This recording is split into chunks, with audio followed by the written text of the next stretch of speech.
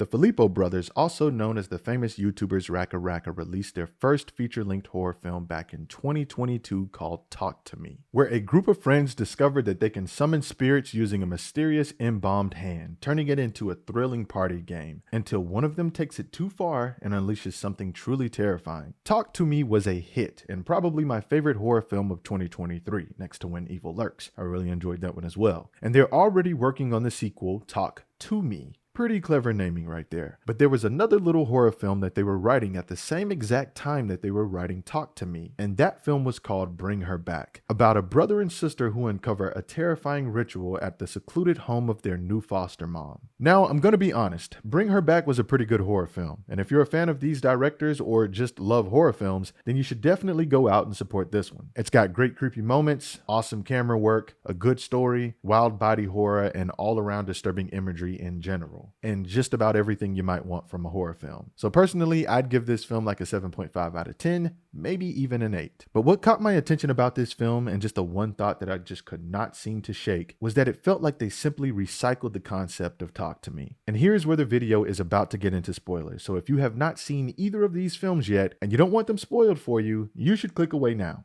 So Talk to Me is really about a girl named Mia who's struggling with grief and discovers a supernatural way to reconnect with her mother. She attempts to use a mysterious embalmed hand to communicate with her, but her desperation and carelessness nearly cost Riley his life. And Riley is her best friend's little brother, who's actually like a little brother to her. In the end, Mia ultimately sacrifices herself to save him, and at its core, the story is ultimately about a daughter who loses her mother and the dangerous lengths she'll go to for a connection she can't let go of. And that is basically Talk to Me in a nutshell. Now, let's talk about what Bring Her Back is really about. The film is really about Laura, who's the foster mom of the two siblings Andy and Piper, and how she's struggling with the grief of losing her daughter, who she also can't let go of, just like Mia can't let go of her mom in Talk to Me. So Laura discovers a supernatural way to reconnect with her daughter by bringing her back. She uses a mysterious tape containing a recording of a cult performing a satanic ritual, and she attempts to use the tape as an instruction manual to bring her back. Her daughter will have to come back in the body of someone else though, so Laura plans to sacrifice Piper, her new foster daughter, and use her body. But this whole plan backfires and Laura is unable to follow through with her ritual plans. And in the process, she kills Andy and allows Piper to escape. And presumably she ends up in jail because at the end she's floating in a pool surrounded by cops. And also guys, just a quick note. My apologies in advance guys, but throughout the video I continuously referred to Laura as Sally and Sally as Laura. I use the two names interchangeably. But Sally is actually the actress's real name who portrays Laura throughout the film,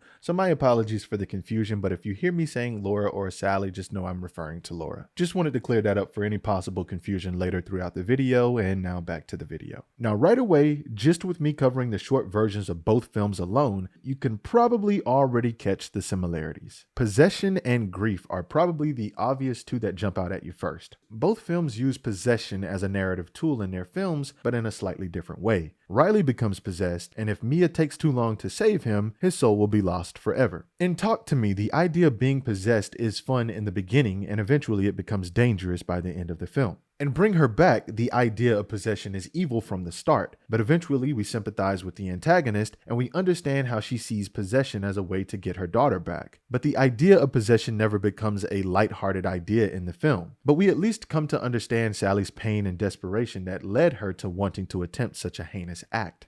Then there's the theme of grief. Mia lost her mom in Talk to Me, and she struggles to cope with that, but the mysterious hand provides an option. Then Andy and Piper lose their father and Bring Her Back, which leads them to being victims to Sally, who lost her daughter. Now Piper and the cult tape containing the ritual provides an option and a vessel for Sally's daughter. Now let's explore some of the other many similarities between the two films. So as we've already acknowledged, we have Talk to Me and we have Bring Her Back, which are both three-word titles. These films touch on satanic, demonic, and evil forces which do have an association with the number 3. Now we're not going to get deep into all of that symbolism right now, but just know that the number 3 does have a few meanings when it comes to evil or malevolent forces, which is what I think the directors were going for here. These guys love secret symbolism and making their fans read between the lines. Then we have similar poster art where each character is looking up with that possession look, and each character has had something happen to their eye color, symbolizing possession. They did this because the Filippo brothers like to act on the saying that the eyes are the windows to the soul. So because these characters are struggling within, we use the eye color to represent that something is now inside of them, that their body is now tainted. Mia's eye color is black and Oliver's eye color is red and greenish. We've also acknowledged that at the foundation of both movies, it's about a mother-daughter relationship. Mia loses her mom and Sally loses her daughter. And I'm not mentioning Piper and Andy's loss here because their situation is mainly a narrative tool, so we can witness and learn about Sally from an outside perspective. Talk to Me was shown from the perspective of someone who is directly the cause of what's happening to them. You could technically say that Mia was in the driver's seat throughout that film. In Bring Her Back, though, we are witnessing these events from the perspective of Andy and Piper, and neither of them are in control of what's happening to them. Their only guardian in the film, their father, has died, and they're going to go live with their new foster mom. Andy wants to get his own place and become Piper's legal guardian eventually, but he's not old enough yet. So they're stuck with Sally and forced to witness these events from the passenger seat and a perspective of ignorance because they don't really know what's going on. Then both films use some type of supernatural method to communicate with a loved one, whether that be a mysterious tape or embalmed hand. And then the last one pertaining to this that I can think of immediately is that neither one of these items have an origin story.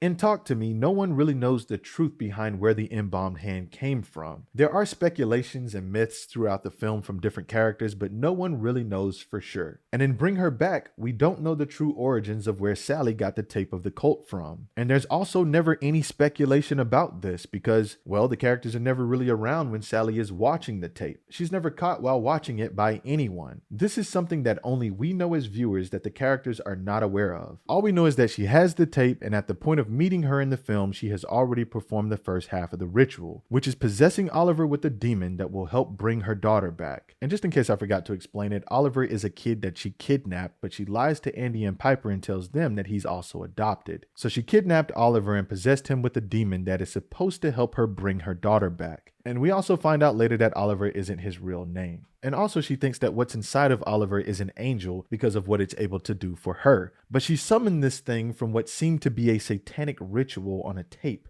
So yeah, this thing is definitely a demon, but she feels that it's an angel because of what it is able to do. But of course, that's how demonic forces tend to work in movies. There's usually a promise that they can help someone who's mourning or going through grief, and usually things don't tend to turn out well. And one other thing that I forgot to mention is that in their films, the people who are possessed always tend to have a lot of self-inflicted injuries and hurt themselves. Like Riley in Talk to Me would always be smashing his head against things, and Oliver in Bring Her Back is always biting the knives and tables and even trying to eat his own skin. Now, of course, the reason behind these things are very different, but my point is that it's still some sort of self-inflicted injury from the internal battle of the malevolent forces that have now possessed them. It's an internal struggle that we're witnessing with these spirits trying to take over their bodies, and it's abusing them, trying to weaken them in the process. And I do like the fact that the directors like to show what that internal battle looks like from the outside point of view. With Oliver in Bring Her Back, he was possessed by a demon that needed to eat, and Sally would make sure that he would be fed by letting him feed on her dead daughter's corpse, and that's pretty dark, and also quite disturbing to watch, especially when he was chewing on her eye socket. So yeah, there's a lot of similarities between these two films, but of course they also have their differences. But personally, I feel like at their core, the same concept was just reused from a different perspective, and a few characters and elements were just rearranged here and there, but mainly it was just two different cars with the same engine. Maybe even a different paint job, but all the inner workings is exactly the same.